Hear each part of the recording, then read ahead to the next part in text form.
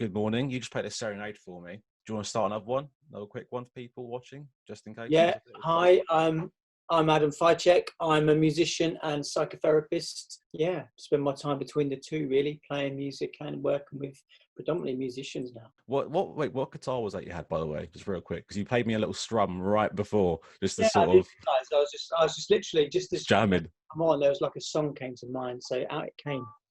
This is a really old Epiphone Yeah. before they were kind of sent out to other places to be made. So it's like a late 80s. Nice. Yeah, that's quite a good shot. That Yeah, that's quite good. could be a little. That's the thumbnail. Is that an ES or a dot? Which one would that be? It's a Sheraton. Sheraton, right? Sheraton, yeah. It's like it looks really black, but it's like you can see the red, yeah. cherryness going on. It's lovely to play, yeah, especially for jazz stuff and warmer stuff. Yeah, I think I have an ES or I think it's a Sheraton. Might be a Sheraton. I have my ES like there, hidden behind the wall.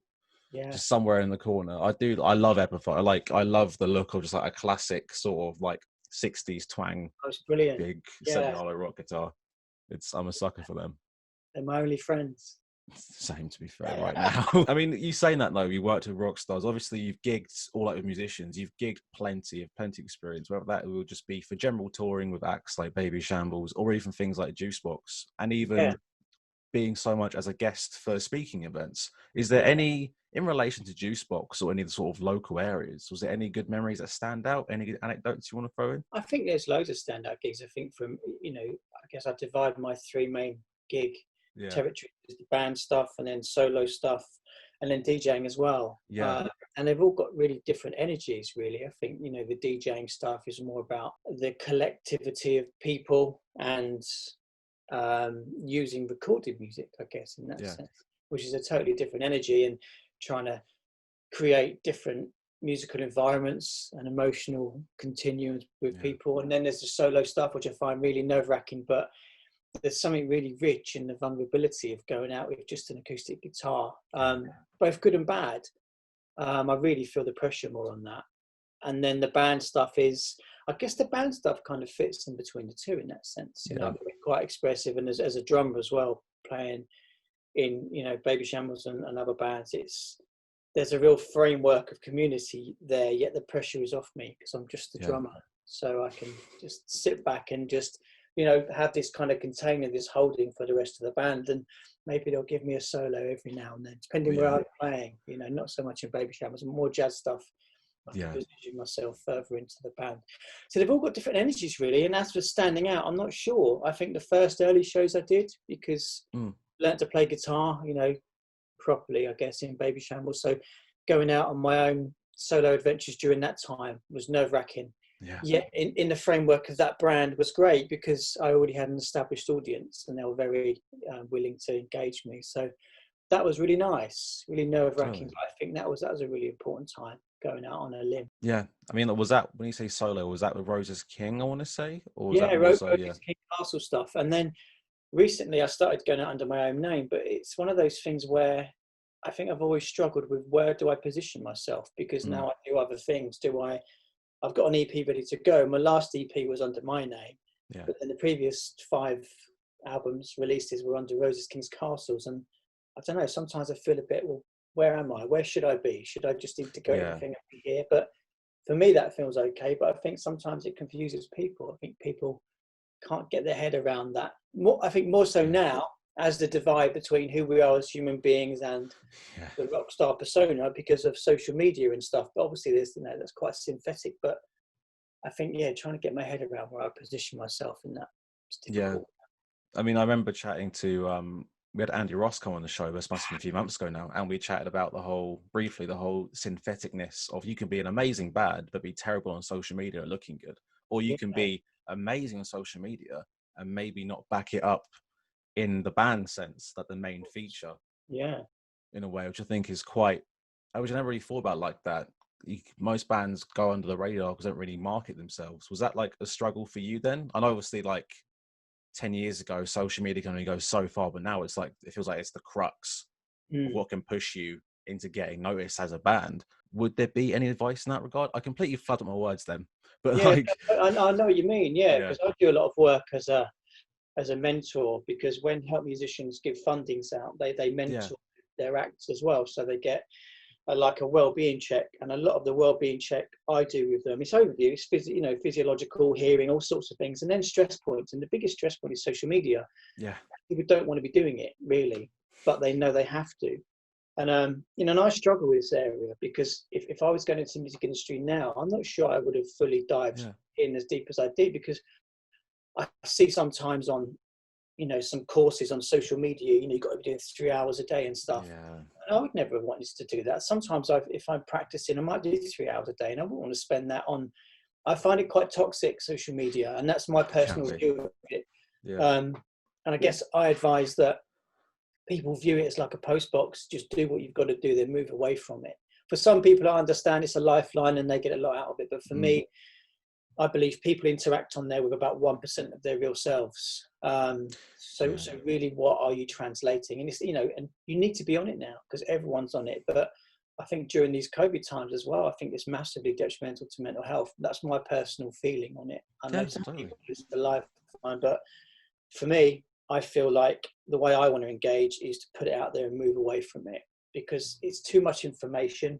We don't know the information. We all know the Netflix type stuff, and we've seen about this. But for me personally, it's like you're not engaging with real people. You're getting, and we all multiplicity anyway. So in an hour's time, I may feel very differently, and I could be really angry for 10 minutes, and I could have this barrage of postings on social media, and there I am, frozen in that time frame, and that's not me.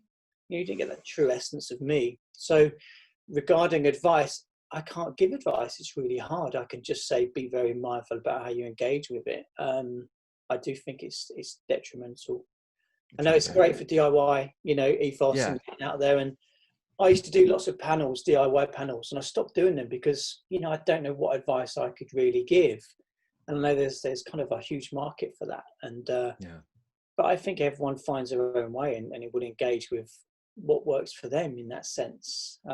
But regarding social media, I recommend posting and just letting it go.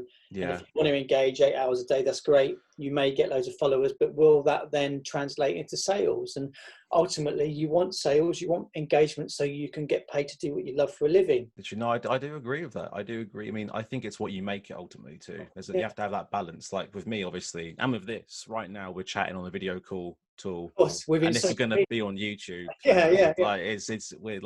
We're beasts of the burden. Like we're all part of it, whether we like it or not. It's just how we treat it and how it's our relationships with it. When did you fund or even create music in mind then? Was social media one of the aspects that made you turn around on it, or was this before it really became like a crux of band promotion? I guess I was lucky that, during the Babyshambles years, was always very, we were media savvy enough to even social media kickstarted. I mean, I was on Twitter in 2007 when it was quite small, Facebook the same kind of time.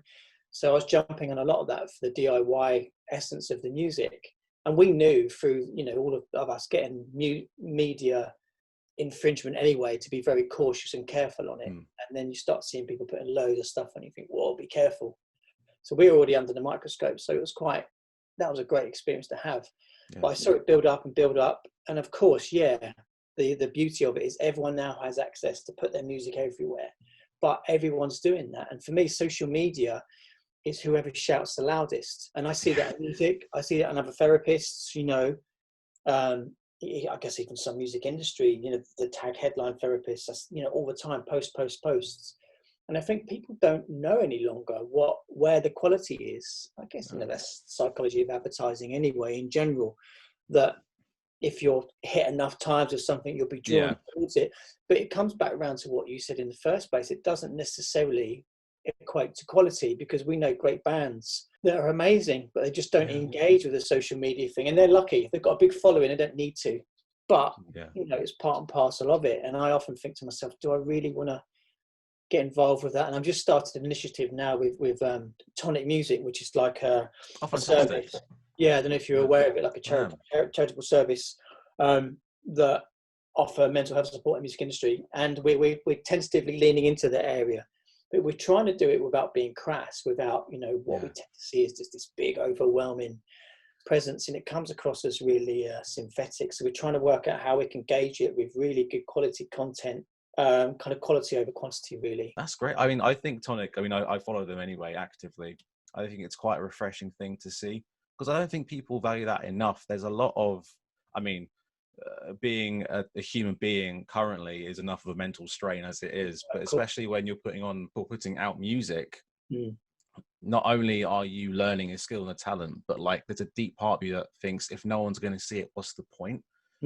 If you'll feel quite aimless or pointless in a way, and it can be quite heartbreaking. I think you have to find the actual divide between like doing it for yourself and other people seeing it. It's hard, isn't it? And I think a lot of I've come round to, you know, I adhere to the term music in now. I mean, from the academic stuff, that I don't consider myself an academic, but I can compete in that field. And this term music in is about the verb rather than the noun. And I think, you know, for me anyway, growing up, I wanted to make it, and I did make it. And then you get to this place and you think, well, it feels quite hollow now because it's not what I thought it was. But it's been great. And after that, trying to work out what it is about music. And I've come right the way back round to when I first started, the joy of picking up an instrument, just playing, just musicking, you know, just there's no other need. And, you know, this Aristotle concept of practice, which is really, you know, in terms of art, doing it for its own sake. And I think we forget that. And I think most of the music is kind of fed to us on the commoditized framework, which we all need to make a living. I think it's really important that we, especially in these times, you know, we use music in a different sense. And a lot of the people I work with, I'm lucky enough to work with people with profile and have been through the industry, still in the industry, and trying to resource them and say, do you ever just, you know, that term again, do you ever just music? Literally, there's your delivery of what you got to do. Just what about when you were whatever age, 10, 11, 9, 8, when you used to just play, that joy, that feeling, that visceral sense, which is much bigger than, you know, the buzz of playing a great gig and getting paid and being on the front of the NME and seeing your album in the top 10 of HMV and all these amazing things. It's a very different energy to sitting down at a piano or playing like a series of major 7 chords that can evoke tears in me. It's like, wow, that is amazing. And I'd lost all of that. And for me, one of the reasons why, I mean, I left college and done a degree and then trained as a secondary school music teacher and then done a master's in music education. And the reason I did that was because the joy and the resourcing in the essence of what music can really mean. Of course, when you get into a classroom and there's 30 kids in year 9 with a backing plate, DJ, and you're like, oh man, this isn't what I had in mind. But, you know, that's really why I got into it. And I'd forgotten that. On my journey. And it feels really almost quite nourishing at the moment during COVID. I kept some diaries on the first lockdown, and it didn't occur to me that I had this resource of music, whether that be through playlists of old music I used to love. It had got me through some really hard times, and playing, and whether that be, you know, I guess guitar, piano, drums, or singing, or any of those 4 things involve different energies. If I'm singing, I'm vibrating vocal cords. If I'm piano, it's a very different visceral feeling. A guitar, I can sit and pick a string, and I find that really, really nourishing, really kind of regulating. Or drumming. So in that sense, it's like bringing it all back down. There's no need to create a piece of objective music. It's like the journey is the nourishment for me, and I'd forgotten that in that whole cycle. Totally. No, I think it's a magical thing. You are creating a sound unique to you in the universe, and that can only be for your own ears. I think that's a very beautiful, underrated thing. I mean, it's great you mentioned diaries. I'm trying to learn guitar and play it properly now with the free time that I have, and I've only been playing for a year and a half. And yesterday I was trying to figure out how to like finger pick an arpeggio, and I was getting so stressed, and I was like, I can't do this. Instantly I was like, I might as well just sell all my gear, because clearly I can't play guitar. But then I remembered the first time I like learned something like Smoke on the Water, and I thought it was the hardest thing ever. And it's like, look how far I've come. Or like trying to figure out what a power chord was. Like the first time I saw a power chord, I was like, how do I do that with my hand? So that now I can just do it. And it's like, you forget that. You have to give yourself markers, I feel, because everything is a progress and anything's worth keeping. I think musicing's a great term. I'm going to use that. Well, it wasn't mine. It was a guy called Christopher Small. Yeah, I can't claim that one. Okay, still. He coined it, you know, because it's about, and I think more and more now people are realizing it's about that. It's about what music affords, what music gives us the opportunities for. And for me, it's been self-identity. It's been socially, friendships and stuff. It's been a great living as well. But also the emotional regulation, and we talk about these things now that we need, whether that's exercise, connection, yoga type stuff. But music's it's there, whether it's in a recorded form or us playing it. Even if we don't play, the essence of writing playlists and generating them and listening to them, it's a great resource that we all forget, I think, sometimes. I think for me, one of the most amazing feelings I ever had was when I learned Moon Age Daydream on guitar. Bowie, his birthday today, actually. You didn't notice that, Yeah, and I was just like, oh my god, it was so weird to me that like the thing that was in my ears for so many years, didn't mean to rhyme there, but I did, is now I can do it in my hands. It's like I can keep that with me, and that's beautiful. But also I feel like, especially with young artists, you can fall into imposter syndrome a lot. I mean, obviously, when you're starting out, you may pick up some like quirks from like your favorite artists, because like, there's who like they inspire you. Of course, you would.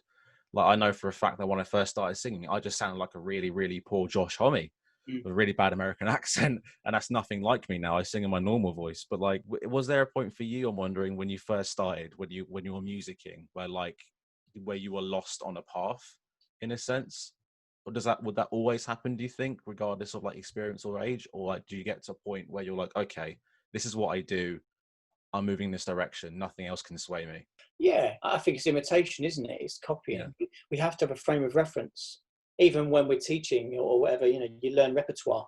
You don't just go out and make music, this kind of, hey man, it just comes out. I think that's I think we learn repertoire. The reason why we learn repertoire, not just technique, is we have to ingrain, even if it's talking about Western harmony and the way chords fit together. We're listening to, for me, a lot of listening to the Beatles, so I know the harmonic sense of cadences and all that stuff where it moves to. I know it internally. It's the same as I know how to drum like Keith Moon, and it's so embodied, as you were saying. You carry it in your body, it becomes, your neural pathways are so well committed. You don't think about it. And when you suck up all this repertoire from listening or from playing it in, it does come out. But I think there is a point where you I think every musician I know has been obsessed with some player. I don't think there's anything wrong with that. I mean, go, because you're gonna, your own filter is gonna throw it out differently. I was gonna use the word filter. You can't use that. Yeah. You can't be someone else. Even if you had the same training as someone else, you grew up in twins aren't the same. They come from the same womb effectively. So I think that's how you start. You need a frame of reference. And of course, there's been certain albums I've tried to regurgitate myself and thought, oh, I'll do that. And it sounds nothing like it, but I can hear it in it. Yeah, exactly. Even if a critic picks up on it, so what? And you'll move. And I think the worst thing about sometimes commercial success is you're imprisoned, because then you have to really throw out something similar. We all know artists that have just done the same old style every time, and artists that haven't, and they lose some of their fan base. But it depends what you want. If it's a dead cert, you're going to sing a particular way, it's going to sound a particular way, and you're going to generate those album sales, you get platinum again. Yeah, great. But then, are you fulfilled doing that? Just comes down to what you want, really, because you could do that on a commercial level, and you could go and really be creative in your music. So therefore you subscribe to both, and it's a real good place to be, I think, if you're able to juggle that stuff. Yeah, I mean, that's like the classic second album curse, though, isn't it? It's like second album sounds like the first, it's bad. Second album sounds too different, that's bad. Either way, it's just what you want. You just chase what you want, and it's like no one else defines you but you, and like you said, your filter. And like, I think playing music or even just listening to it is just a great way of discovering yourself and like knowing who you are. Yeah, whether that be as a performer or person. I think it's a very beautiful same with therapy. Well, very much like therapy from my own personal experience. Very much that. It's a very powerful thing where if you use it correctly, it can really benefit you. And it's a beautiful thing. Like and the live experience, whether you're a performer or audience member, can be something incredible, Yeah, I think it's underestimated in terms of its identity formation, music, in terms of cultural genres we all lean into, subcultures, and in forms of the actual pure music, what you adhere to in that music. There's a piece in there that evokes anger or sadness or prompts me to remember this. So in both, sociological and psychological essences, I think it's such an undervalued resource in that. I think, it's lent a lot into adolescence and for us all, but I think all throughout life, we're, continually changing anyway, and working out who we are, who we don't want to be, who we want to be, and it is fluid, really. And I think music gives us that, it affords us that. Well, I can go and listen to, you know, the stuff I was listening to when I was, 17 and really angry and wanted to fight everyone, and put the Sex Pistols on, or some oi music, or some really angry Iggy Pop, you know, Search and Destroy, if I want. And it really, I can resonate with that anger. Or I can go more acoustic and, you know, late 40s and put on Nick Drake and be all that kind of stuff. Yeah. Have that real beauty. And I think it can really afford that where we want to be emotionally in music. Absolutely. Yeah. Like it's, you mentioned great examples there. Like Raw Power is a great record. And I love that. When if I'm at the gym or something, if I just need something to get me going, I will whack on something like an Iggy or something like a Queens of the Stone Age. But like some nights I just want some Nick Drake. Or some like Miles Davis, you know, just something like that. I will happily completely flip, because like it's just beautiful to have like these so many like different parts of yourself which you can go to and visit. It's a gorgeous tool. I mean, like, is that something that you bring into mind with music in mind, with all the work you do there, or is it completely separate? Is it like a casual sort of go for it? No, I do, because I think also with people that play, because I guess I'm in that unique position where, although it's a music industry therapist, I think that's kind of condensing music into a small thing. Yeah, totally. I think from all the experience I've had in other areas, it's like, yeah, we can explore that. And for some people that maybe have come from a different area, so if they're classical musicians, what's it like to improvise? And because that is almost a metaphor for some of the containment we put ourselves in life. Yeah. And I think that kind of thing, or even down to the point of some therapists will do, you know, mindfulness exercises and stuff like that. And for many of us as musicians, we forget that when we are playing our instrument, we're so kind of conscious of, am I in time? Am I getting the words right? Am I in tune? And we think, well, hold on, let's just scrap that. Why don't you just get a piano and just literally play those chords and really try and sit in the resonating frequency of what you're hearing? And it's a real mindfulness directive we can bring in.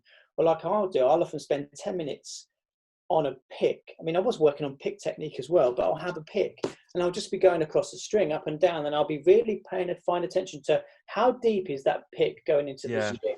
How about if I change the angle? How about if I change the rotation? How does that feel like? But even by doing that, we're bringing a mindful attention to the now. You know, all this other shit that goes on in our head. But we forget that as musicians. It's all about, okay, got rehearsed for this song, so I need to deliver this objective stance of music. And, you know, bringing that into people's, I guess, their frameworks. It's like, oh, yeah, I forgot about doing that. Same as drumming. I used to spend hours just doing rudiments, like 2-3 hours. But in that, I'd find myself kind of processing emotional stuff. It was a really interesting experience, because you can turn your mind off if you're doing something, repetitive, TV practice type stuff. But we can really tune into it. We can really use that as a resource. All of those things. Yeah, you got it. Same as recording music. You know, get a playlist. And I believe in, as a therapist, multiplicity. So we're all different parts. And a lot of the stress points that we have as people is there's too much distance between the parts. So a panic attack is a perfect example. When we're in there, the world is literally, you know, about to implode, and you think that's it forever. And it's like, wow, I am, you know, I'm blended with this part. I can't see the wood through the trees, and in a few hours I won't even probably be able to remember what it felt like. I can get the essence of it, but by using music we can try and hook something onto that. Wow, this is how panic attack sounds to me, you know, napalm death, bam, whatever it is for you. And it gives us a bit more of a less abstract holding place for some of these self parts we find ourselves going into. And the big struggle is, for a lot of us, is we get into those parts and we can't get out. So we might be depressed for a few days and we're like, God. And then other times we're fine and we're like, well, I can't really grasp that, for some of us, how that sadness felt. So we can start to really hang something tangible like music on it. So it's like, well, how would that feel if it was a piece of music? That's a great way of also of extending your awareness of your own psyche, I think. So I use that a lot myself, as well as with people.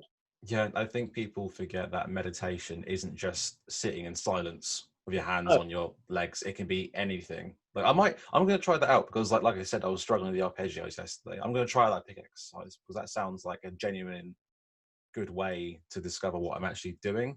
Yeah, this is all stuff I'm actually really appreciating now, because I remember when my first horn gig actually with Juicebox last year, it was my second gig ever with my first ever band, And I was just getting so like in my own head on stage, you could see it. Like I was chatting to someone afterwards and they were just like, "Are you okay?" And I was like, "What do you mean?" And I was like, you were really slagging yourself off up there. Like you were really coming off really self-deprecating. And I was like, was Yeah. I? Because you sort of think that's normal to be that way. And it Yeah. spews into everything. And obviously you're a human being. There's always a balance of, self-love and complete self-deprecation. There always will be. But it's like, it's what you feed and how you go around it. Yeah. Yeah, it's protective as well, isn't it? Sometimes we do that to prevent other people doing it to us. Yes. So if I bring myself down, then I'm quite safe from attack. And it might work for you, but there's times where it might not work as well. Absolutely not. Yeah, it also just looks bad. It looks worrying to a degree. Sometimes it's just like, is this person okay? Do they actually want to be here? Why are we paying to see them? Yeah. I mean, like with that though, especially like without live music for so long, everyone obviously is itching to get back to a gig regardless of their role. But like for me personally, I'm very excited, but also I'm very scared.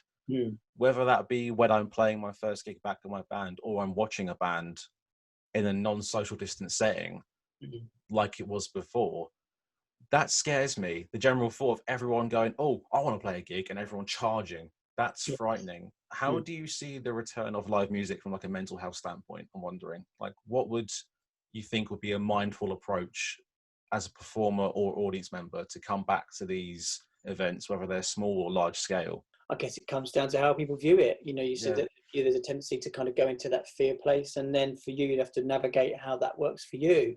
Yeah. I know people that aren't. I know people that are literally, as we all know, social media again polarizes it. It's people that would go out and there's people not masked up.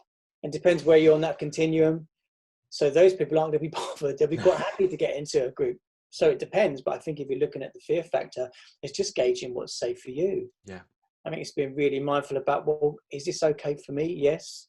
If it's not, then, it comes down to you reviewing your own boundaries and thinking, well, how much pressure do I feel to do it? And with boundaries, of course, they need to be a bit flexible rather than just a straight no, this is where I am. It's like, well, there'll be a profit and a loss for that boundary. And it's about you gauging how safe you feel and if it's right for you. I mean, it's really difficult to give an overview sweeping of that, of how different people are going to feel. I mean, same with myself. I had DJ gigs lined up, I had solo gigs lined up, and there was, rumours, bumblings of a lot of band stuff happening late last year. And as it increasingly kind of grew, and then we were kind of back in gigland again, and then we were maybe doing some social distance stuff. And I was like, how safe do I feel doing this? Yeah. At that time, I felt, I feel all right. I'll be all right. If people are careful, I'll be careful, mask up when I need to be, etc.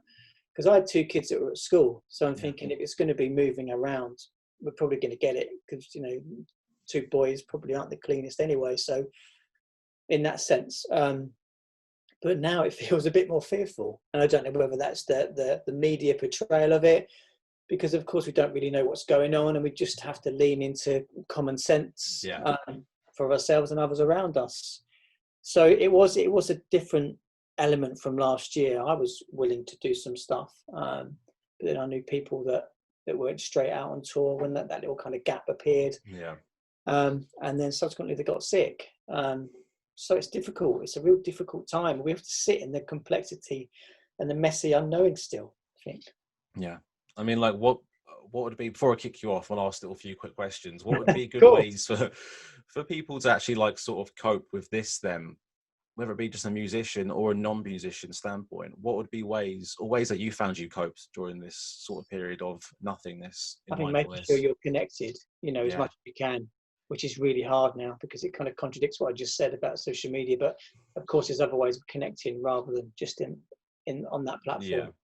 Make sure you have got someone that you can talk to. Even some of the free helplines, people tend to dismiss them and think, unless I'm in crisis, I won't call them up. But I think, generally they're a good resource as well. If you find yourself sliding to that place, just to be able to express some of these things, because what we tend to find in society, people will jump in quickly to try and rescue you. And why don't you do this? Why don't you try that? And we get busy doing. And if you're able to, sometimes it is just finding a way to sit in that unknown and that mess. And, catastrophizing as well. We all do that to ourselves. And I think sometimes social media protection is good for that. Just don't go on. Just stick with the facts, whatever the facts may be, but go for the most, I guess, sincere facts you can get. So it's been vetted by at least some kind of filtration system in the media, and just stick with that.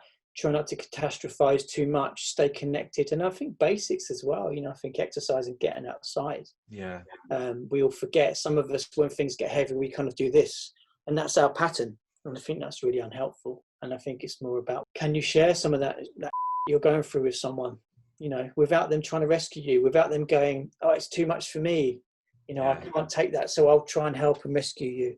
It's just about having that, this is a really time, you know. The other side to that is, hey, come on, you can learn German, you can do origami, and you can get all Russell Brand and Fern Cotton about it. But I don't know, I think that's counterintuitive sometimes. Yeah, you shouldn't be ignorant to the way you're feeling. You can only learn so much German if you're feeling terrible, you know?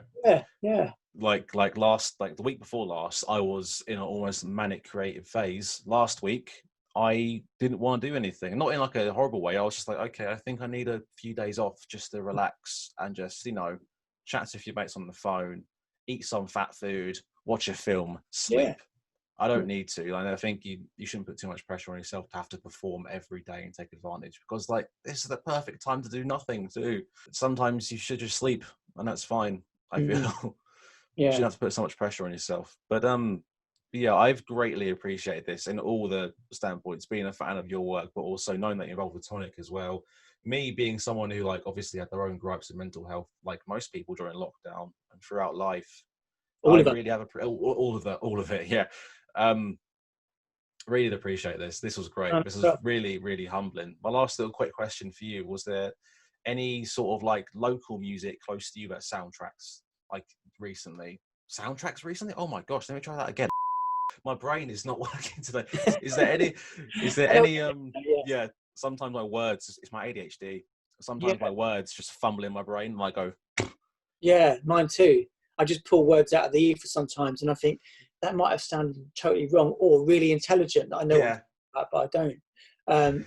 The joys of, again, being dyslexic, just words don't come. Oh, really? I have to get creative with words, and sometimes they're wrong, but they must come across really profound because they're never used in that context. But, you know, who knows? Oh gosh, I don't know. I do. I feel that. I think the other day, I don't think I made this up. I have to blame the Strokes for this, but I said gratification. Yeah, brilliant. And my friend was like, "That's really smart," and I was like, "Yeah, I know. I didn't make it up, but I sound really clever right now." Just own it. Just own it. Do it all the time, and just got to own it. Yeah. So what? You've never heard of that? Oh, it doesn't exist. Yeah, exactly. I created that word. Just make up words. Just make your own language. I think if people understand you, then what's the problem? What's the harm? Yeah.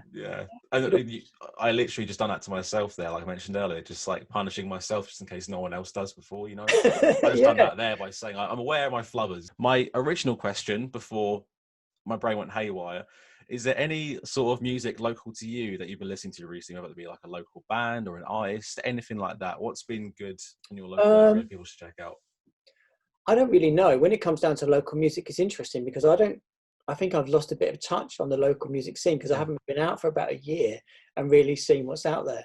The last band I saw that aren't anything local, but it's one that comes to mind, was Working Man's Club. It was nice. I went to see them with a friend in Northampton. This time a bit later, just before lockdown, there was a bit of a murmuring. You could see people were scared as there was this kind of thing creeping up.